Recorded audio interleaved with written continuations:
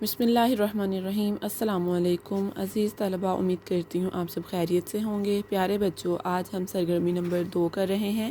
ہمارا پہلا سوال ہے کہ درج ذیل الفاظ کے توڑ لکھیے۔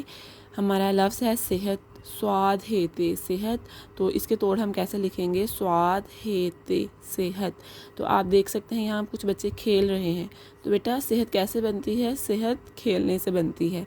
اسی طرح ہمارا دوسرا لفظ ہے پڑوسی، پے اڑے واؤ سین چھوٹی اے، تو اس کے توڑ کیا ہوں گے؟ پے اڑے واؤ سین چھوٹی اے۔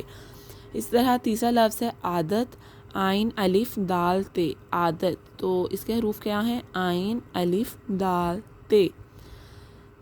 چوتھا لفظ ہے موسم، تو اس کے حروف کے توڑ کیسے ہوں گے؟ میم واؤ سین میم۔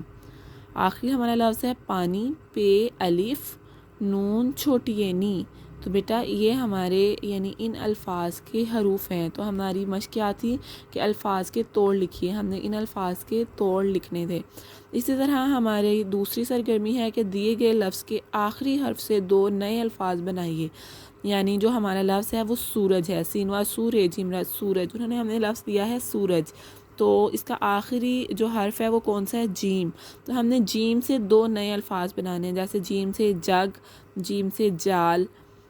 اسی طرح جو دوسرا لفظ ہے انہوں نے دیا ہے ہمیں چاند، تو چ الف چا نون دال چاند، تو چاند کا آخری حرف کیا ہے؟ دال، تو دال سے ہم نے نئے لفظ بنائے دال، دانت جو ہمارے منہ میں ہوتے ہیں نا، دال دانت۔ اس کے علاوہ درخت، دال رے خیتے درخت۔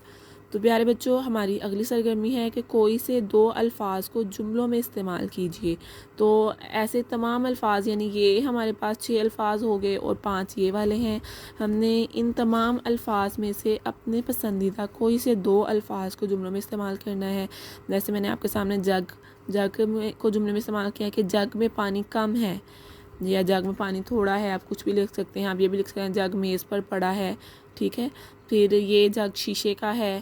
اس کے علاوہ دانت ہے، دانت میرے دانت میں درد ہے، ٹھیک ہے، یا میرے 32 دانت ہیں، میرے 30 دانت ہیں، ٹھیک ہے۔ اس طرح آپ کچھ بھی لکھ سکتے ہیں، میرے دانت سفید ہیں، ٹھیک ہے، یہ میرے دانت چمکدار ہیں۔ تو پیارے بچوں، آپ نے اپنی مرضی سے اپنے الفاظ کے انتخاب کے ساتھ آپ نے جملے بنانے ہیں، اور آپ اپنے پسندیدہ الفاظ کو انتخاب کریں گے اور ان کے آپ نئے جملے بنائیں گے۔ امید کرتی ہوں اب آپ اس ورک شیٹ کو اچھے طریقے سے حل کریں گے۔ اگلی ورک شیٹ کے ساتھ دوبارہ ملیں گے۔ اپنا خیال رکھیے۔ اللہ حافظ۔